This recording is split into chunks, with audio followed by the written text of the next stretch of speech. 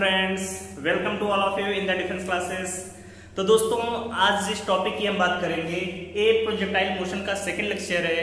और दोस्तों, इस लेक्चर में हम बहुत इंपॉर्टेंट टॉपिक के बारे में डिस्कस करेंगे कि जो प्रोजेक्टाइल मोशन होता है उसका पाथ कैसा होता है, कि जब हम किसी बॉडी को किसी एंगल पर थ्रो करते हैं तो उसका पाथ कैसा होता है।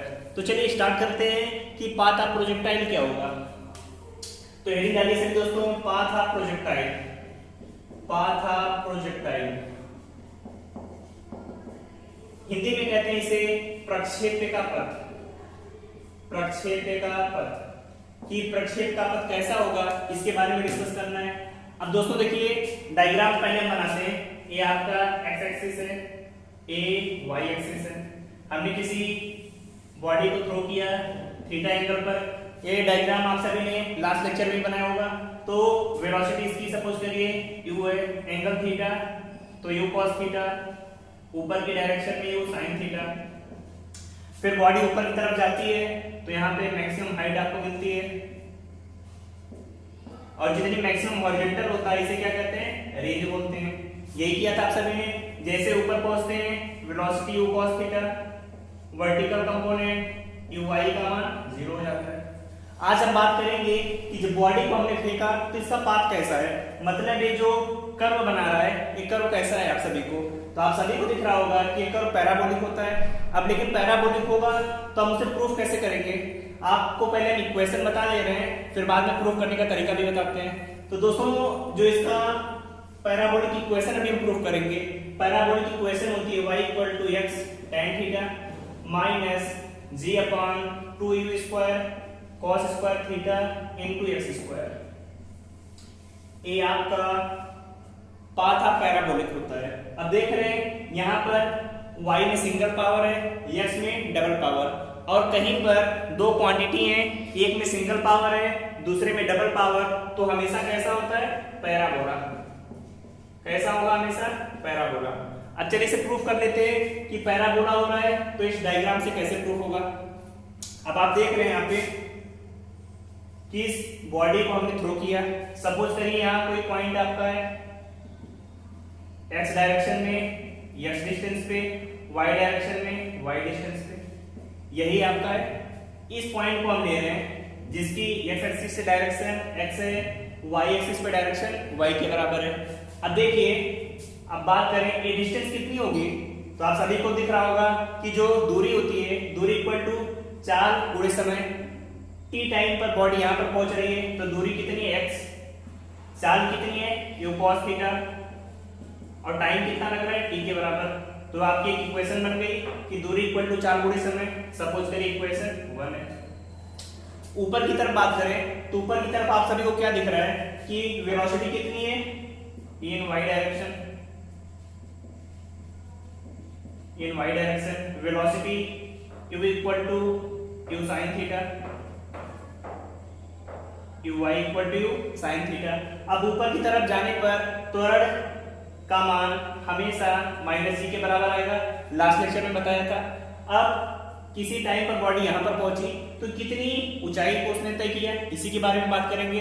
तो आप मोशन का सेकंड इक्वेशन क्या होता है, s equal to ut plus half at², यही होगा। अब यस की वैल्यू कितनी आएगी, y के बराबर, क्योंकि दूरी तो y चल रहा है तो y। u की वैल्यू y डायरेक्शन में u sin theta into t का मान यहां से निकालें तो यहां से मान कितना आएगा, x/u cos theta plus half a का वैल्यू -g के बराबर है, क्योंकि ऊपर की तरफ जाने पर g हमेशा माइनस मिलेंगे तो -g। t² का मान यहां से निकालेंगे तो वैल्यू आएगी x² cos स्क्वायर थीटा, यही वैल्यू आएगी। अब देखिए यहाँ पर y इक्वल टू u से u cancel out, x tan theta minus g/2u² cos square theta into x²। यही तो हमने ऊपर पहले भी लिखा हुआ है कि जो पाथ ऑफ प्रोजेक्टाइल होगा y equal to x tan theta minus g/2u² cos square theta into x²। तो समझ में आ गया सभी को कि पाथ ऑफ प्रोजेक्टाइल कैसा होगा, हमेशा पैराबोला। पैराबोला को हिंदी में क्या कहते हैं, परवलय। और परवलय को पहचानने का तरीका यही होता है कि कहीं पर कोई इक्वेशन आपको लिखी हुई है, जैसे सपोज करिए y इक्वल टू 4x², तो देख रहे हैं यहाँ पर एक सिंगल पावर, यहाँ पर पावर डबल है, और कहीं पर एक में सिंगल पावर एक में डबल पावर है, तो हमेशा क्या होगा, पैराबोला। ऐसा लिखा है x इक्वल टू 4y², तब भी यहाँ सिंगल पावर डबल पावर, मतलब पाथ कैसा हो गया, पैराबोला। समझ में आ गया। अब देखिए दोस्तों, इस पर एग्जाम में क्वेश्चन कैसे आते हैं उसके बारे में डिस्कस करेंगे। तो पहले सभी से नोट करिए, आप सभी को समझ में आ गया कि पाथ ऑफ प्रोजेक्टाइल कैसा होगा, पैराबोलिक। अब इस पर क्वेश्चन देखते हैं, नोट करिए सभी।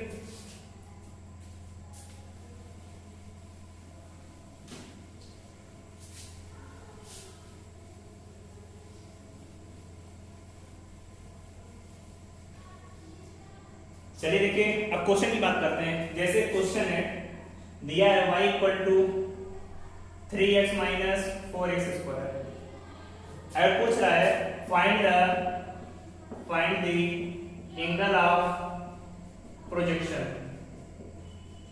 या हिंदी में कहें तो प्रक्षेप्य कोण का मान, प्रक्षेप्य कोण का मान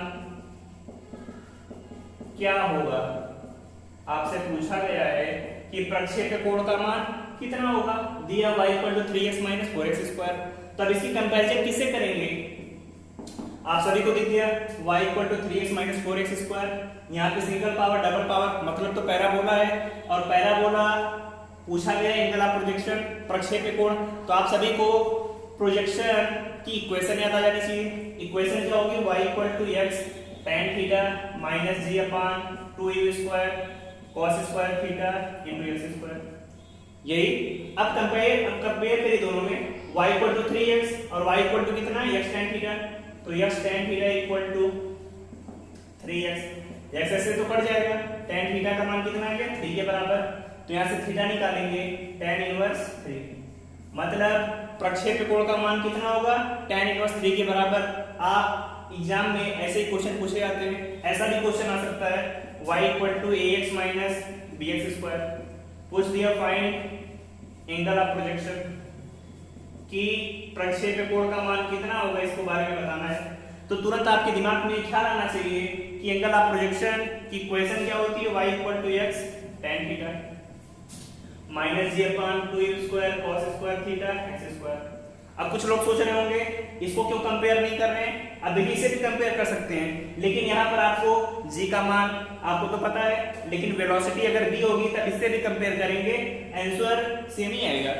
लेकिन यहाँ से आपका आसानी से आंसर आ जा रहा है, कंपेयर करने पे x tan theta equal to ax के बराबर, x से कट गया, theta equal to tan inverse a के बराबर। तो तरीका वही लगाइए जिससे कम टाइम में आंसर आ जाए, इससे भी करेंगे तब भी आंसर वही आएगा। तो अब कोई भी क्वेश्चन आ जाएगा कि फाइंड एंगल ऑफ प्रोजेक्शन या इस टाइप का क्वेश्चन, तो आसानी से कर लेंगे सभी। तो नोट करिए सभी, फिर आगे क्वेश्चन डिस्कस करेंगे इस पे। नोट कर लिया। देखिए दोस्तों, जो भी पीछे के फार्मूले हैं सभी अच्छे से रिपीट करते रहिए। आज अभी हम उस पर क्वेश्चन की प्रैक्टिस करेंगे कि कैसे क्वेश्चन एग्जाम में आते हैं, कैसे एग्जाम में क्वेश्चन पूछे जाते हैं, इन सभी के बारे में डिस्कस करेंगे। अब एक लास्ट टॉपिक बचता है इसमें कि अगर प्रक्षेप्य कोण, किसी बॉडी को आपने प्रोजेक्टाइल किया है, ऐसे प्रोजेक्टाइल किया आपने, अभी तक हमने जितनी कंडीशन पढ़ी है वो सभी किसके लिए, निर्वात के लिए, कि वहां पर हवा नहीं थी, हवा कोई विरोध नहीं कर रहा है, आइडियल कंडीशन में था, सब की चीजें आइडियल कंडीशन। निर्वात को इंग्लिश में क्या कहते हैं, वैक्यूम, उस कंडीशन के लिए। लेकिन अगर आपने किसी बॉडी को फेंका और हवा उसके विपरीत डायरेक्शन में चल रही है, तो वहां पर तो रेंज का मान अलग आएगा, थीटा बदल जाएगा, हर एक चीज की वैल्यू अलग होगी। तो आप सभी हेडिंग डालिए, effect of air resistance on projectile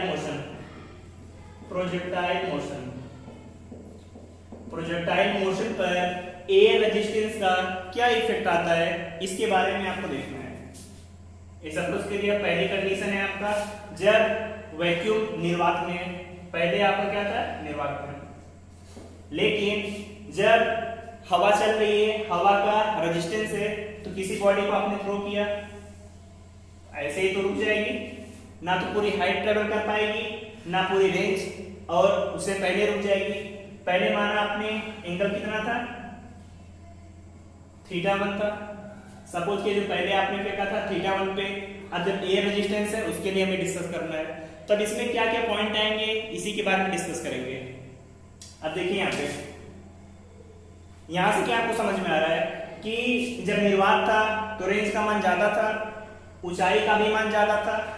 range थी ये आपकी ऊंचाई थी, इसका मान तो ज्यादा था। इसका मतलब जैसे एयर रेजिस्टेंस आ जाएगा, हवा का प्रतिरोध, उस कंडीशन में रेंज का मान कम हो जाएगा, ऊंचाई का भी मान कम हो जाएगा। तो इसमें जो इंपॉर्टेंट पॉइंट है नोट कर लीजिए कि एयर रेजिस्टेंस होने पर पहली चीज आर का मान, आर का मतलब क्या है, परास का मान कम हो जाएगा। समझ में आया कि परास का मान कम हो जाएगा कब, जब एयर रेजिस्टेंस है, पहला पॉइंट। दूसरा, आपने बॉडी को थ्रो किया, पहले एच का मान ज्यादा था जब निर्वात में थे, लेकिन जैसे ही हवा का प्रतिरोध, ऐसे लिखते हैं एयर रेजिस्टेंस आ गया, तो इस कंडीशन में एच का मान क्या हो जाएगा, कम हो जाएगा। याद रहेगा सभी को कि मैक्सिमम हाइट का भी मान कम हो जाएगा जब एयर रेजिस्टेंस प्रेजेंट होगा। अब थर्ड कंडीशन की बात करेंगे, और इसमें क्या क्या हो सकता है। अब देख रहे हैं, सपोज किया जब आपने बॉडी को थ्रो किया तो देख रहे हैं पहले ऊपर गई कुछ हाइट तक, लेकिन उसके बाद नीचे चली गई, तो ऊपर जाने का टाइम तो कुछ आपका रहा होगा, सपोज करिए t1 टाइम। यहां से यहां तक पहुंचने में t1 टाइम लग रहा था, और यहां से यहां तक आने में t2 टाइम लग रहा है आपका। तो यहां से एक चीज समझ में आपको आनी चाहिए कि जाने में तो आपने बॉडी को थ्रो किया, बॉडी मैक्सिमम हाइट तक पहुंची, लेकिन जब नीचे आएगी तो t2 का मान हमेशा, बॉडी एयर रेजिस्टेंस लगेगा तो बॉडी की स्पीड कम हो जाएगी, स्पीड कम होने पे जो t2 टाइम लगेगा, टाइम का मान क्या हो जाएगा, ज्यादा। तो थर्ड कंडीशन नोट कर लीजिए, t2 is greater than t1। t2 का मतलब क्या है कि ऊपर जाने का टाइम t1 है, नीचे आने का टाइम t2 है, तो t2 का मान हमेशा क्या आएगा, ज्यादा। फोर्थ पॉइंट इसमें नोट करिए कि बॉडी को आपने फेंका एंगल θ1 पे, यहाँ पे एंगल θ1 है आपका। जब हवा के प्रतिरोध की बात हो रही है, बॉडी ऊपर गई, ऊपर जा पहुंची, नीचे की तरफ आ रही है, स्पीड कम हो गई, तो एंगल कुछ आएगा, ए सपोज करिए θ2। तो देख रहे हैं फेंकने वाला एंगल तो कम था, लेकिन जैसे नीचे आ रही है तो एंगल का मान ज्यादा हो गया। तो एयर रेजिस्टेंस की कंडीशन में जो बाद में कोण बनेगा θ2 का मान हमेशा θ1 से ज्यादा होगा। जैसे टाइम ज्यादा लगता है नीचे आने में, उसी तरीके से एंगल का भी मान ज्यादा आएगा। पांचवा पॉइंट इसमें क्या पूछा जाता है कि जब एयर रेजिस्टेंस होगा तो वहां पर वेलोसिटी का मान कम आएगा या ज्यादा आएगा।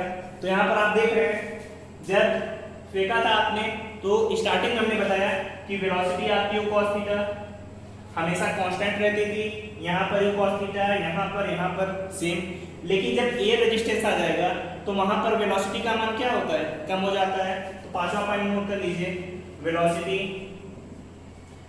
डिक्रीजेस, मतलब वेग का भी मान कम हो जाता है। तो ये क्वेश्चन भी इंपॉर्टेंट थे, आपसे पूछा जा सकता है कि एयर रेजिस्टेंस का क्या इफेक्ट होगा प्रोजेक्टाइल मोशन पर। थ्योरी में बहुत क्वेश्चन बन सकते हैं, तो आप सभी को याद होना चाहिए कि रेंज कम हो जाएगी, मैक्सिमम हाइट का भी मान कम हो जाएगा, लेकिन लगने वाला नीचे वाला टाइम ज्यादा आएगा, कोण का मान नीचे आने पर बढ़ जाएगा, और वेलोसिटी का मान डिक्रीज हो जाएगा। इतने पॉइंट आप सभी को पता होना चाहिए।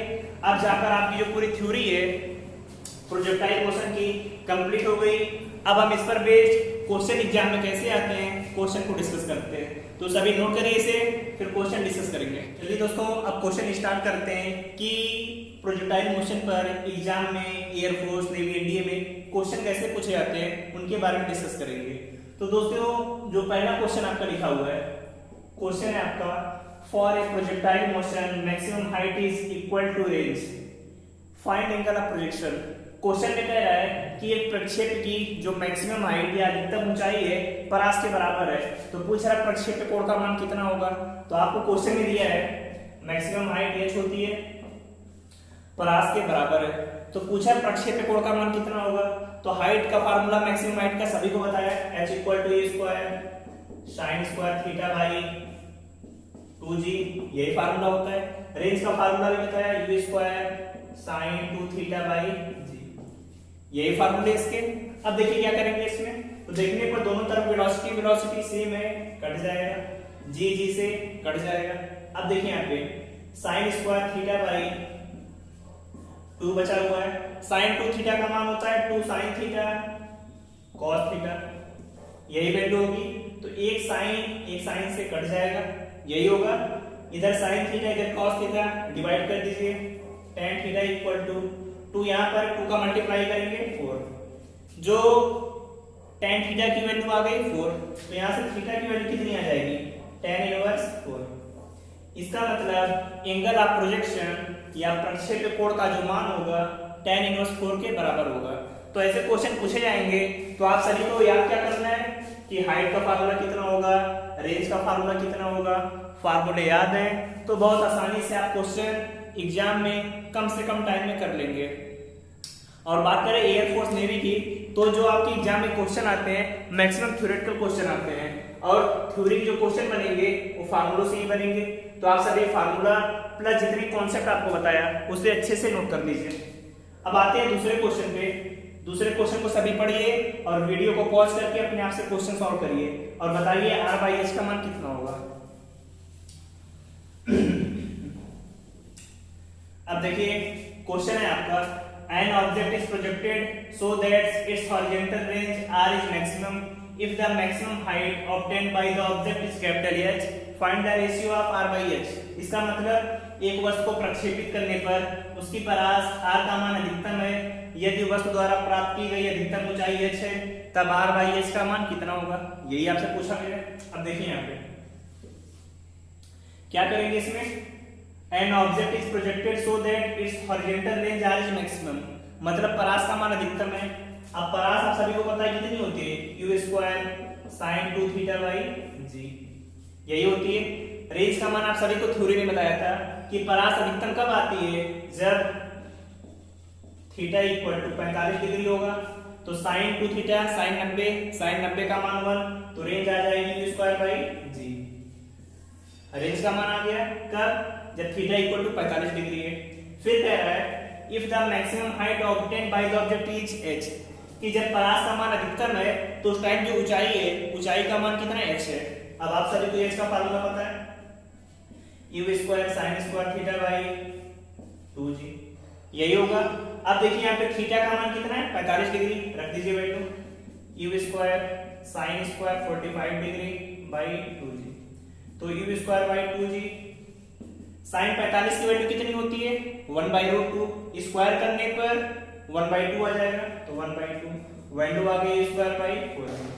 अब आपके पास r भी है h भी है, दोनों का रेशियो निकालना है, पूछा गया है r बटे h का मान, तो डिवाइड कर दीजिए r का मान u square by g, u square by 4g, यही मान है।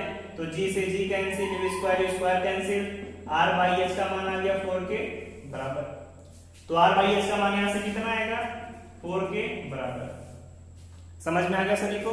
ऐसे ही क्वेश्चन एग्जाम में आएंगे, फार्मूले याद रखे रहिए, कॉन्सेप्ट याद रखे रहिए, बहुत आसानी से क्वेश्चन कर लेंगे। समझ में आ गया सभी को। अब दोस्तों प्रोजेक्टाइल मोशन पर बेस्ड जितने भी क्वेश्चन हैं आप सभी बुक से सॉल्व करिए, जो भी क्वेश्चन नहीं है कमेंट बॉक्स में पूछते रहिए। और दोस्तों चैनल को ज्यादा से ज्यादा लाइक करिए, शेयर करिए, सब्सक्राइब करिए, और कोई भी डाउट है तो कमेंट बॉक्स में पूछते रहिए। थैंक यू दोस्तों, all the best, bye bye.